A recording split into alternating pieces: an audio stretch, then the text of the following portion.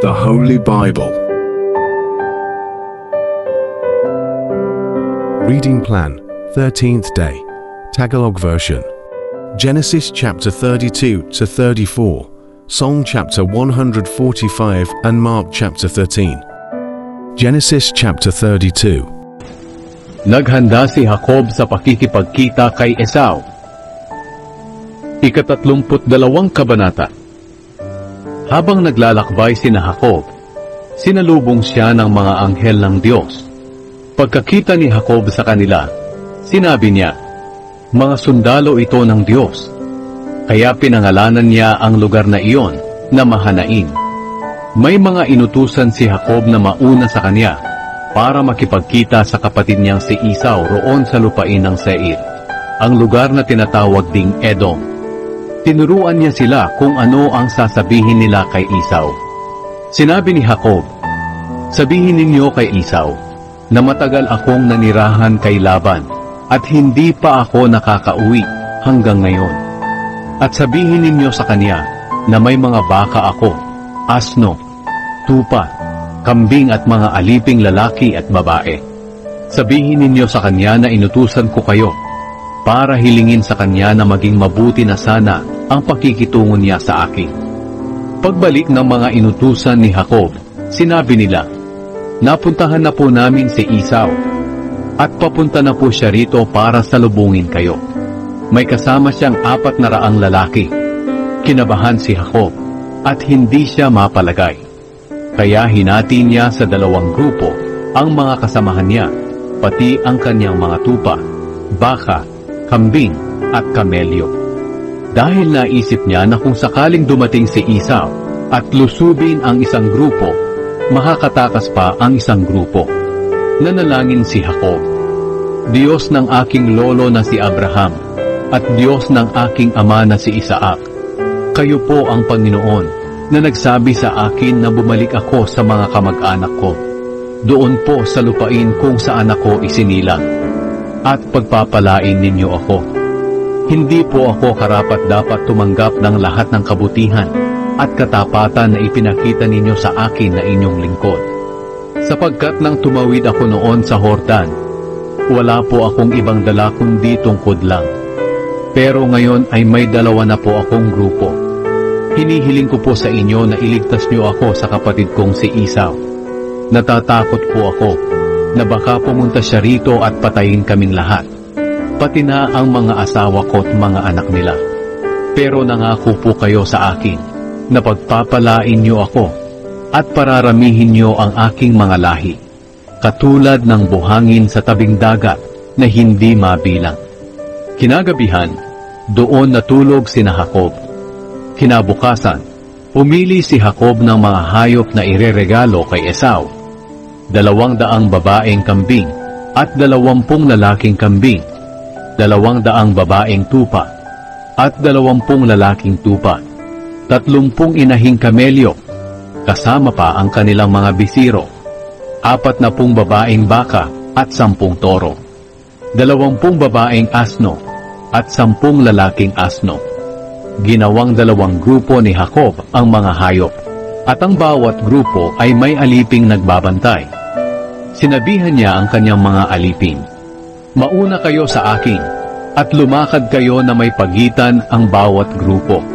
Sinabihan niya ang mga aliping nagbabantay sa naunang grupo, "Kung makasalubong niyo si Esau, at magtanong siya kung kanino kayong alipin, at kung saan kayo pupunta, at kung kanino ang mga hayop na dala ninyo, sagutin ninyo siya na akin ang mga hayop na ito, at regalo ko ito sa kanya. Sabihin din ninyo sa kanya na nakasunod ako sa inyo." Ganoon din ang sinabi niya sa 2, sa 3, at sa lahat ng aliping kasabay ng mga hayop. At pinaalalahanan niya ang mga ito na huwag kalimutang sabihin kay Esau na nakasunod siya sa hulihan. Sapagkat sinabi ni Jacob sa kanyang sarili, "Aalokin ko si Esau ng mga regalong ito na pinauna ko. At kung magkikita kami, baka sakaling patawarin niya ako." Kaya pinauna niya ang mga regalo niya. Pero nagpaiwan siya noong gabing iyon, doon sa tinutuluyan nila. may nakipagbuno kay Jacob sa Peniel. Nang gabing iyon, bumangon si Jacob at isinama ang dalawa niyang asawa, ang dalawang alipin niyang babae, at ang 11 anak niya, at pinatawid sila sa ilog ng Jabok. Ipinatawid din ni Jacob ang lahat ng ari-arian niya. Nang nag-iisa na siya, may dumating na isang lalaki at nakipagbuno sa kanya. Nagbunuan sila hanggang mag-uumaga. Nang mapansin niya na hindi niya matatalo si Jacob, pinisil niya ang balakang ni Jacob at nalinsad ang magkatapat na buto nito. At sinabi ng tao, "Bitawan mo na ako, dahil mag-uumaga na." Pero sumagot si Jacob, "Hindi kita bibitawan hanggat hindi mo ako babasbasan." Nagtanong ang tao sa kanya, "Anong pangalan mo?" Sumagot siya, "Jacob." Sinabi ng tao, "Simula ngayon hindi na Jacob ang pangalan mo, kundi Israel na, dahil nakipagbuno ka sa Diyos at sa mga tao, at ikaw ay nagtagumpay." Nagtanong din si Jacob sa kanya, "Sabihin mo rin sa akin ang pangalan mo." Pero sumagot ang tao, "Huwag mo nang itanong ang pangalan ko."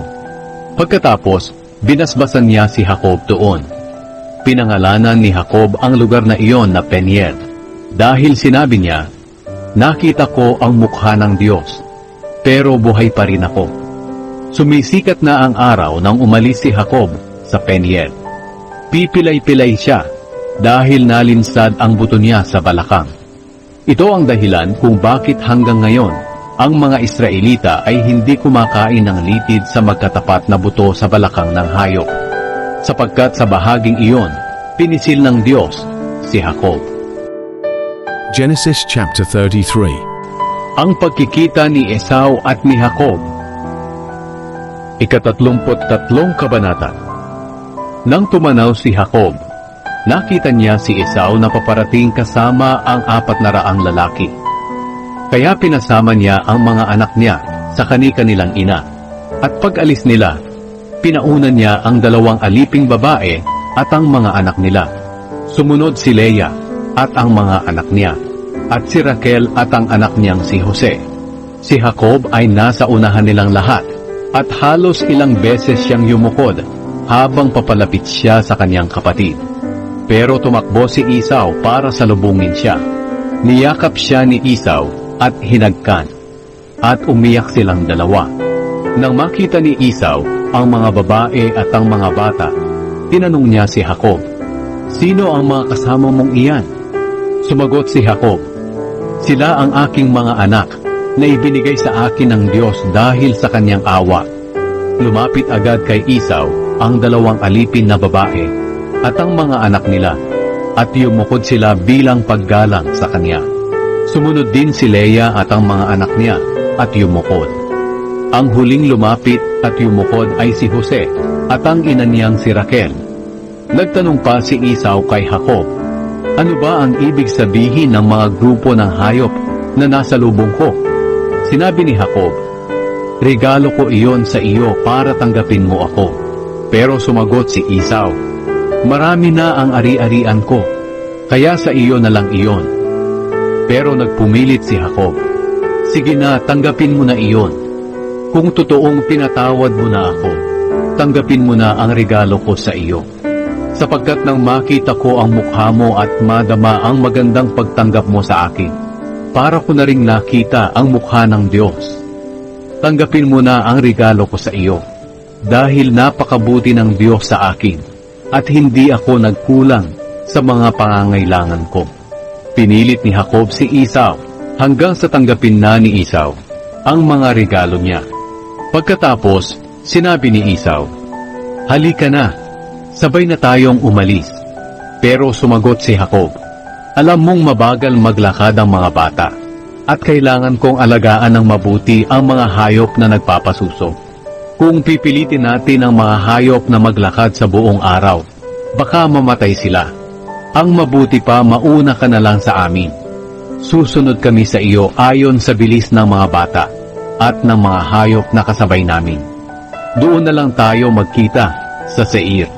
Sinabi ni Esau, "Kung ganoon, ipapaiwan ko na lang ang iba kong mga tauhan sa iyo.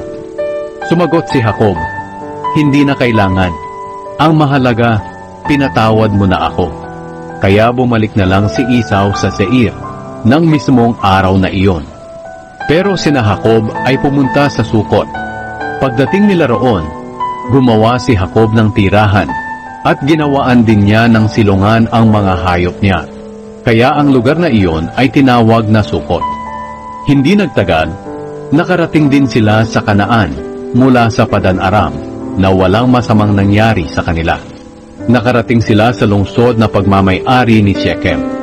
Nagpatayo sila ng mga tolda nila malapit sa lungsod.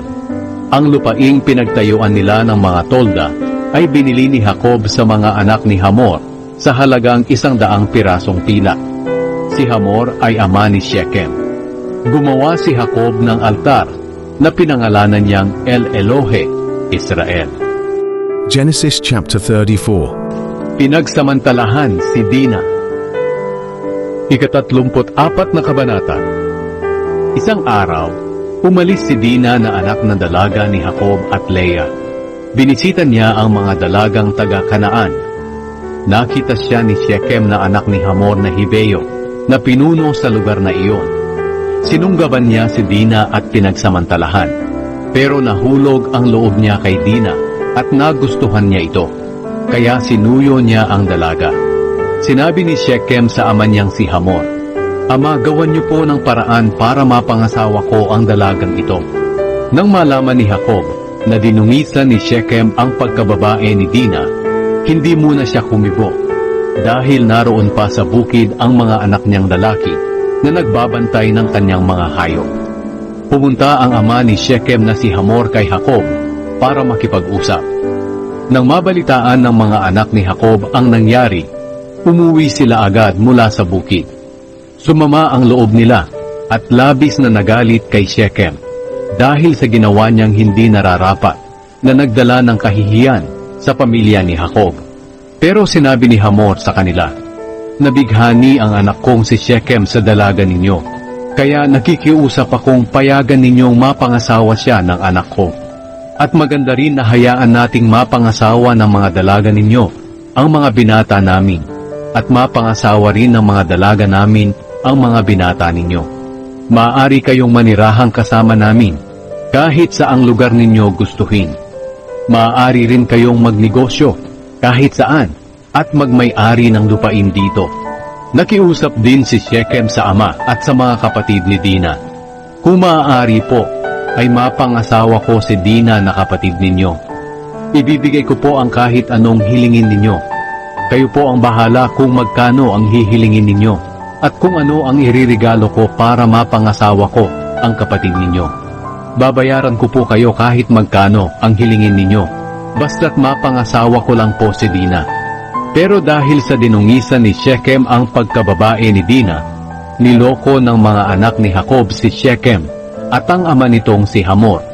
Sinabi nila, hindi kami papayag na makapag-asawa si Dina ng isang taong hindi tuli, dahil nakakahiya iyan para sa amin. Papayag lang kami kung ang lahat ng lalaki na taga rito ay magpapatuli rin, kagaya namin. Kung magpapatuli kayo, maaari ninyong mapangasawa ang mga dalaga namin, at maaari rin kaming makapag-asawa sa mga dalaga ninyo. At maninirahan kami kasama ninyo para maging isang bayan na lang tayo. Pero kung hindi kayo papayag, kukunin namin si Dina at aalis kami rito. Nakita ni Hamor at Shechem na mukhang maganda rin ang mungkahing ibinigay ng mga anak ni Jacob. Kaya dahil sa malaking pagmamahal ni Shechem kay Dina, hindi na siya nag-aksaya ng panahon para sundin ang mga sinabi ng mga anak ni Jacob. Si Shechem ang lubos na iginagalang sa sambahayan ng kanyang ama. Pumunta agad sila sa kanyang ama sa pintuan ng lungsod at nagsalita sa mga lalaki sa kanilang lungsod. Sinabi nila, palakaibigan ang mga taong ito, kaya rito na lang natin sila patirahin at payagan na makapagnegosyo sila kahit saan. Malaki naman ang lupain natin.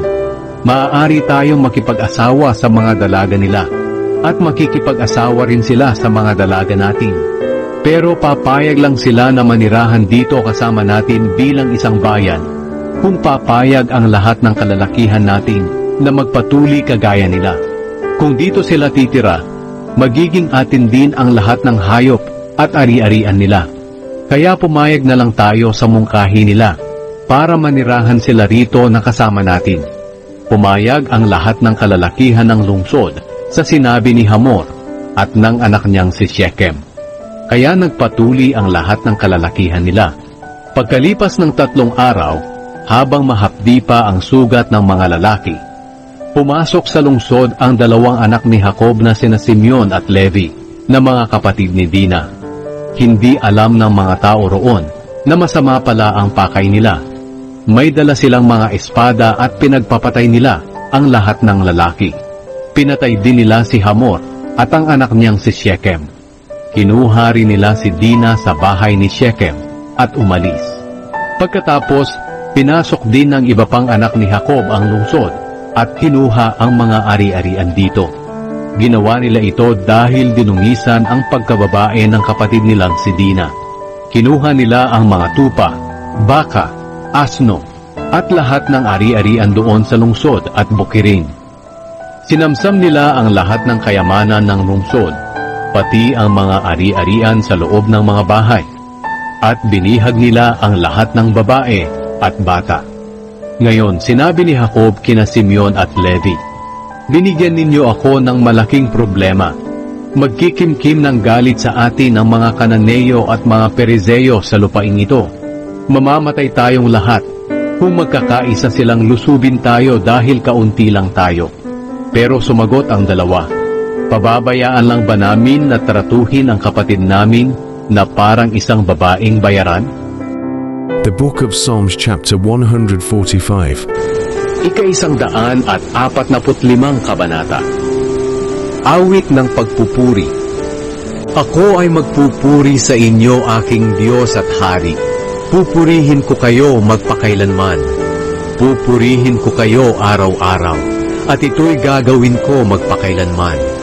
Panginoon, kayo'y makapangyarihan at karapat-dapat na purihin. Ang inyong kadakilaan ay hindi kayang unawain. Ang bawat salinlahi ay magsasabi sa susunod na salinlahi ng tungkol sa inyong makapangyarihang gawa. Pagbubulay-bulayan ko ang inyong kadakilaan at kapangyarihan, at ang inyong kahanga-hangang mga gawa. Ipamamalita ng mga tao ang inyong kapangyarihan at kahanga-hangang mga gawa, at ipamamalita ko rin ang inyong kadakilaan. Ipamamalita nila ang katanyagan ng inyong kabutihan, at aawit sila ng may kagalakan tungkol sa inyong katuwiran. Panginoon, kayo'y mahabagin at matulungin, hindi madaling magalit at sagana sa pagmamahal. Panginoon, mabuti kayo sa lahat. Nagmamalasakit kayo sa lahat ng inyong nilikha. Pasasalamatan kayo, Panginoon, ng lahat ng inyong nilikha. Pupurihin kayo ng inyong mga tapat na mamamayan. Ipamamalita nila ang inyong kapangyarihan at ang kadakilaan ng inyong paghahari, upang malaman ng lahat ang inyong dakilang mga gawa at ang kadakilaan ng inyong paghahari. Ang inyong paghahari ay magpakailanman. Panginoon, tapat kayo sa inyong mga pangako, at mapagmahal kayo sa lahat ng inyong nilikha. Tinutulungan niyo ang mga dumaranas ng kahirapan, at pinalalakas ang mga nanghihina.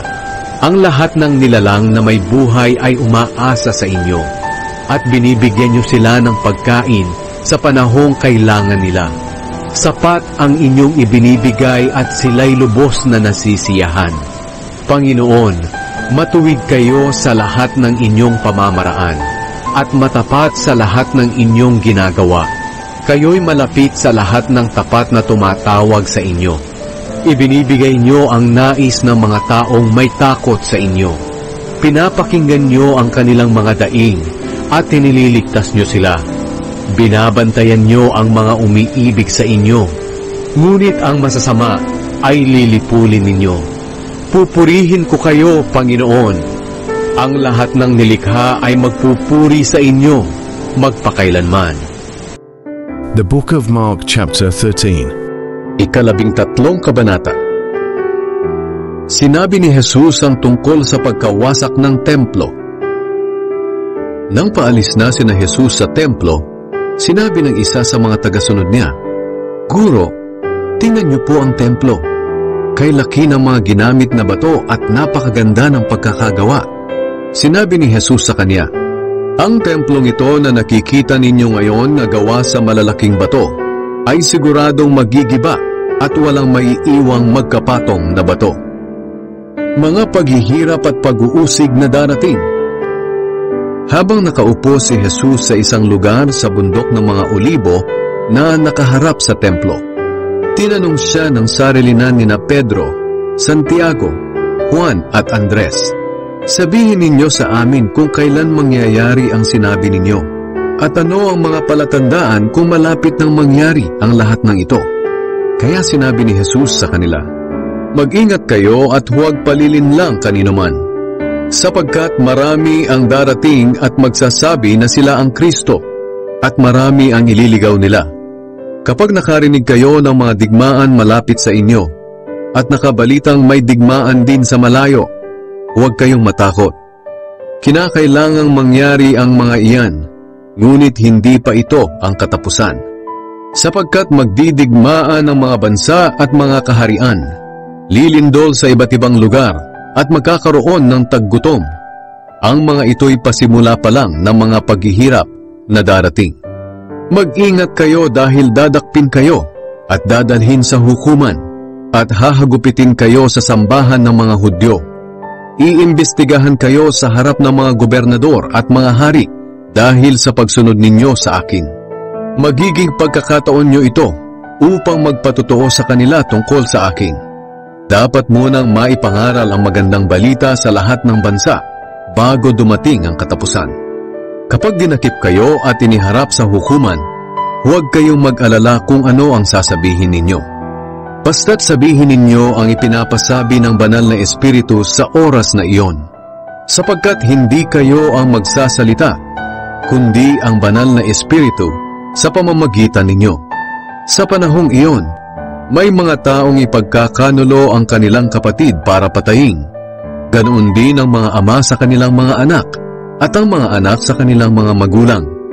Kapupuotan kayo ng lahat dahil sa pagsunod ninyo sa akin. Ngunit ang mananatiling tapat hanggang wakas ay maliligtas. Ang kasuklam-suklam na darating.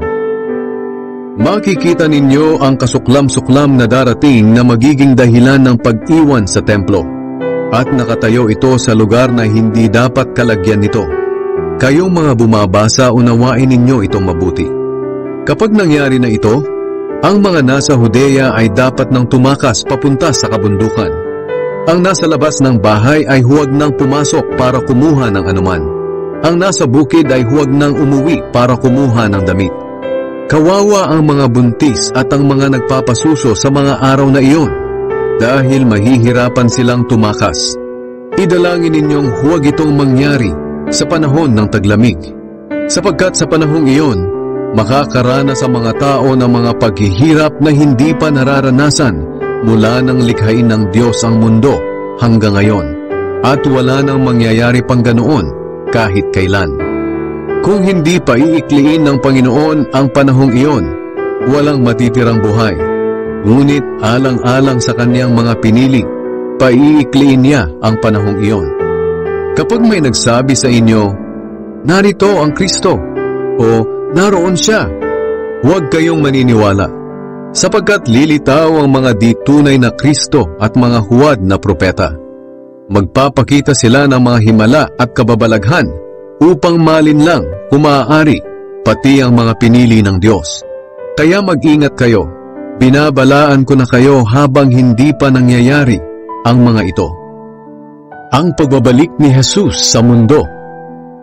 Pagkatapos ng mga araw na iyon ng matinding kahirapan, magdidilim ang araw, hindi na magliliwanag ang buwan, at mahuhulog ang mga bituin mula sa langit. Ang mga bagay sa kalawakan ay mayayanig at mawawala sa kani-kanilang landas. At makikita nila ako na anak ng tao na dumarating mula sa mga ulap na taglay ang dakilang kapangyarihan at kaluwalhatian. Ipapadala ko ang aking mga anghel sa lahat ng lugar sa mundo upang tipunin ang aking mga pinili. Ang aral mula sa puno ng igos. Unawain ninyo ang aral na ito mula sa puno ng igos. Kapag nagkakadahon na ang mga sanga nito, alam ninyong malapit na ang tag-init.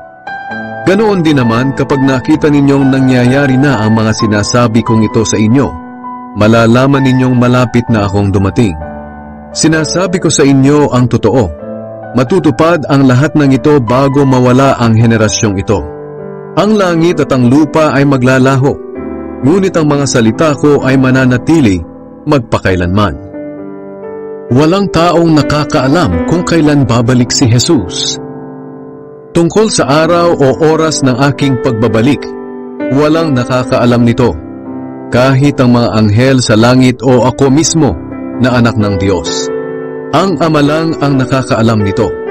Kaya mag-ingat kayo at laging magbantay, dahil hindi ninyo alam kung kailan ako darating. Maaari natin itong ihambing sa isang taong papunta sa malayong lugar. Bago siya umalis ng bahay ay binigyan niya ng kanya-kanyang gawain ang bawat alipin, at saka binilinan ang gwardiya sa pintuan na maging handa sa kanyang pagdating. Kaya maging handa kayo, dahil hindi ninyo alam kung kailan darating ang may-ari ng bahay. Maaaring sa hapon o sa hating gabi, sa madaling araw o sa umaga. Baka bigla siyang dumating at datnan kayong natutulog. Kaya ang sinasabi ko sa inyo ay sinasabi ko rin sa lahat. Maging handa kayo. Remember, the Word of God is alive. He is Jesus Christ. Read John 1 verse 1. Please like, subscribe, and share. Thank you for listening, reading, and watching. God bless us all. Remember to read the next chapters tomorrow. See you there.